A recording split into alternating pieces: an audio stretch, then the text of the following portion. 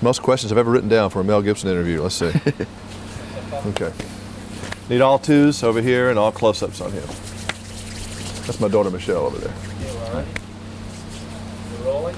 Okay. 3, 2, 1. Did Mel Gibson, the director, ever shortchange Mel Gibson, the actor? Yes. Not let you have enough takes? Uh-huh. That's right. Absolutely. Did you complain to him? No, I rationalized it. It was a logistical question. Of Didn't hurt time, to money, perform. and That's right.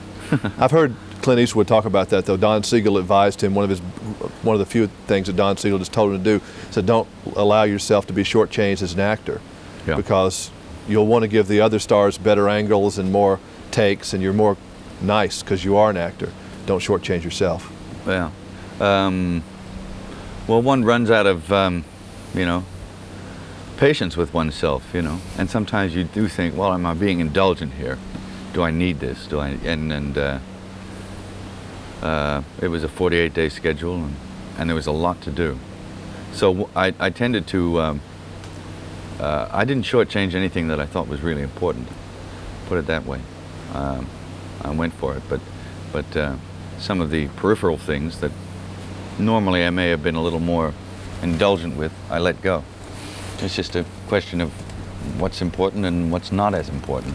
Who do you give credit to for giving you a good lesson in how to be a director? Because you did a great job in this movie. In fact, I was saying, wow, how did he do this in the first time? Because this was a tough movie. It's not an easy movie to go shoot. It's very emotional. And you have anybody you want to give credit to?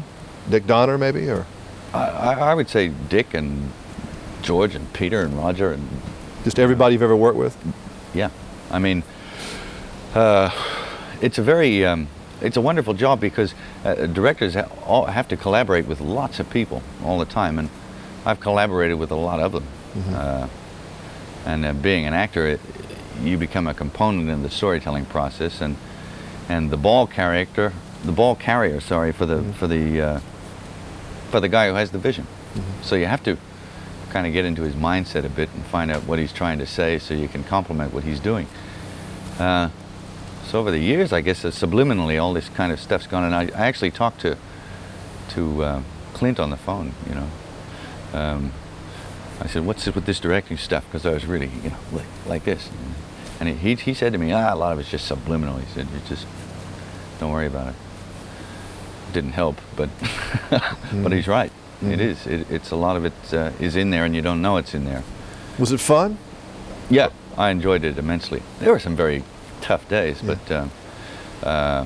hey, if some of them hadn't been tough, it wouldn't have been as good, you know. You feel good when you see the final product up there, and the audience claps and cries and does all the things you want them to do? Hey, if they do all that stuff, I'm as happy as hell, because you know, the story worked, and your story worked. You're a storyteller, you know. So really, directing is really more gratifying than just acting, isn't it? Yeah, it is, indeed. Because you get to see that whole final piece and things like that. Well, yeah, so it's a lot more fun. Have you ever been starstruck when you were first in the business? Did you ever see like some movie star at a premiere or something, and you went, whoa, that's who I've always wanted to meet? Yeah, when I was younger, that used to happen. I didn't know what to say and stuff like that. Was there anybody in particular that just really... Oh, God, just about anybody. It was a bit like that.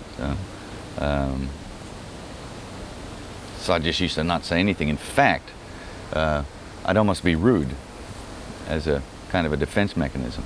I'm sure people scratched their heads and wondered, well, he's an enigmatic young fellow. I wonder what his problem is.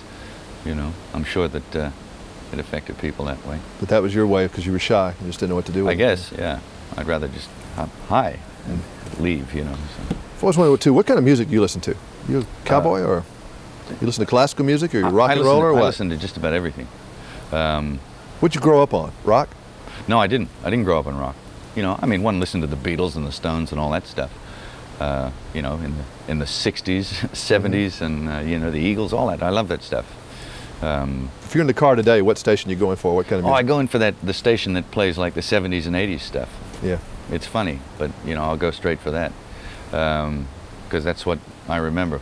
But you know, I achieved appreciation for country music when I was in Tennessee, and I didn't used to like it, but now I really like it. And and it's just one of those things, you require a taste for it.